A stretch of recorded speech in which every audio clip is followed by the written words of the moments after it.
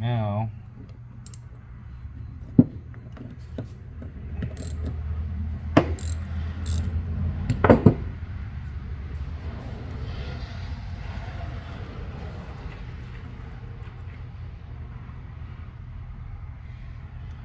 well, there's no screen in it.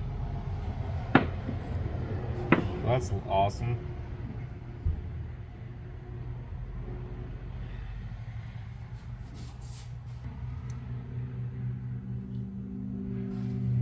Now that I've got it on, let's take some brake cleaner here.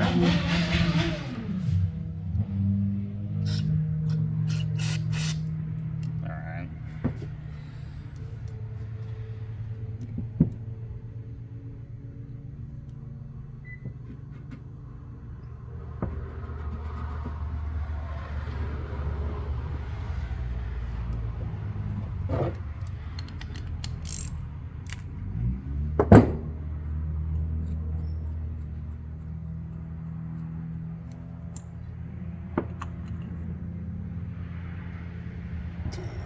Doesn't look too dirty.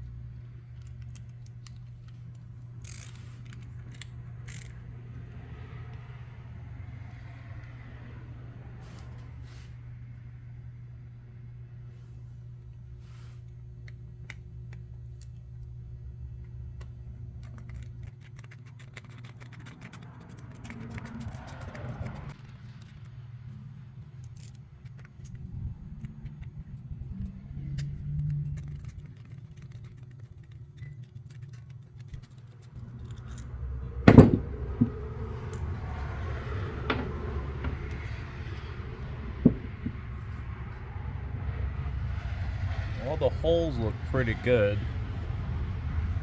We'll go ahead and blast with some cleaner.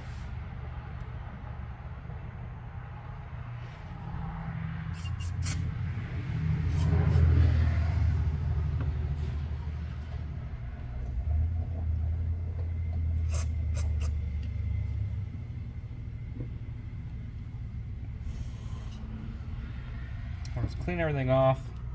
Go ahead and spray through all of the orifices on this guy here.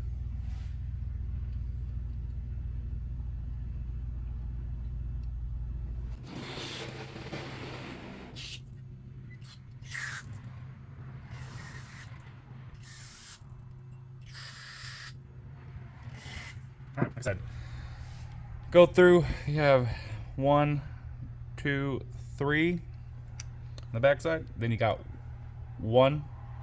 Then here you have one way down here. You can't really see it. You have your fuel intake, fuel inlet, and then the main jet.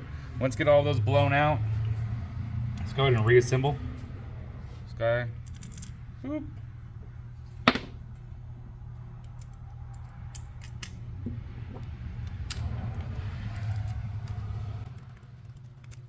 Now these are brass, so you do not want to over tighten them.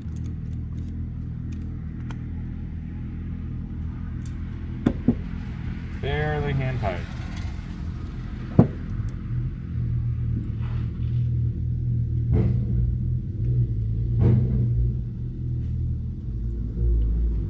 Almost sound like a gunshot.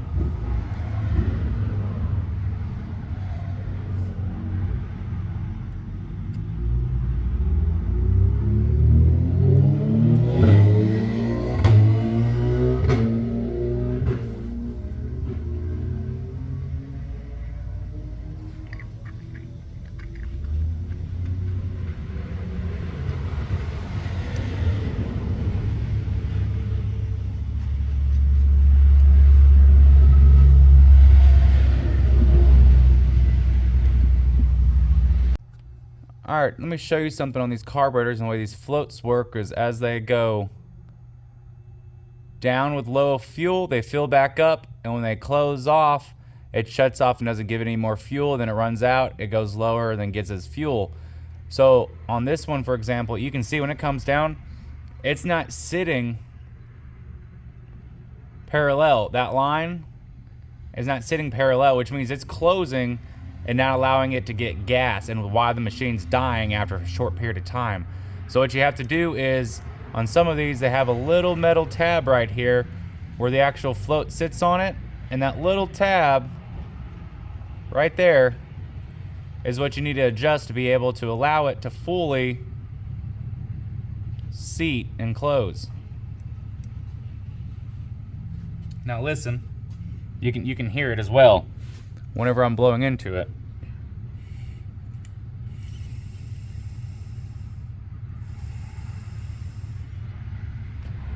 You can see when it stops, it's not parallel, it's with the actual carburetor itself. You can see that gap difference on the bottom of the float. So what we're going to do is we're going to adjust that tab that's right here and then make it to where it's going to adjust where we want it to. So for example, if it is closing too soon, what you're going to want to do is you're going to actually want to pull that tab up to allow the float to have a little bit more room to go down. One of the easier ways to do it is to get a small flathead and put it back there and just bend it up. Let me go grab one. Alright, so we got a small dirty flathead. So we're just going to take it. We're going to hold on to our float so it doesn't put any damage on it, but we're going to hold on to our float. We're going to take this flathead and we're going to get underneath our tab and we're going to pull it up. Now this one almost doesn't have enough room for me to fit it in between it.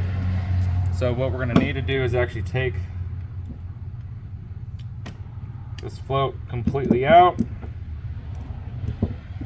Now what we're going to do is, if you see this tab right here, we're going to take that tab and, like I said, we're going to bend it up so that way we get more fuel coming in. So we just come in from the bottom here.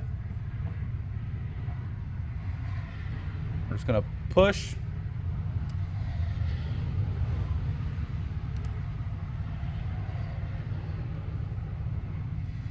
Bending it up. So I just bent it up just a little bit. You don't want to overdo it. Just a little bit. Put it back in here.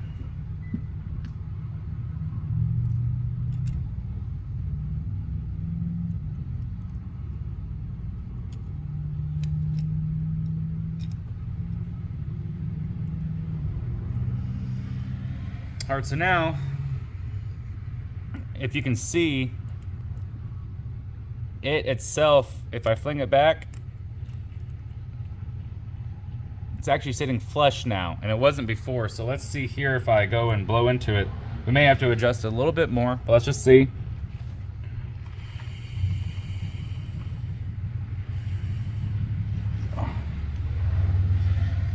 You can see it now. It still needs to be adjusted a little bit, but it's already better. But that's what you're looking for, and I'm actually going to leave it there, put it back on the machine, and just see how she runs, and kind of go from there. But you can see, whenever I stop it now,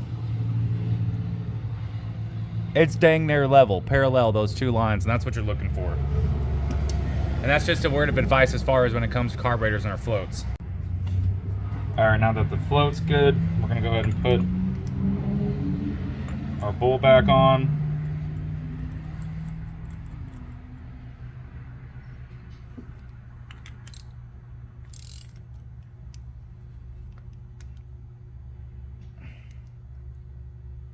And you do want to make sure it's on pretty tight because it's got that rubber O-ring gasket that's there.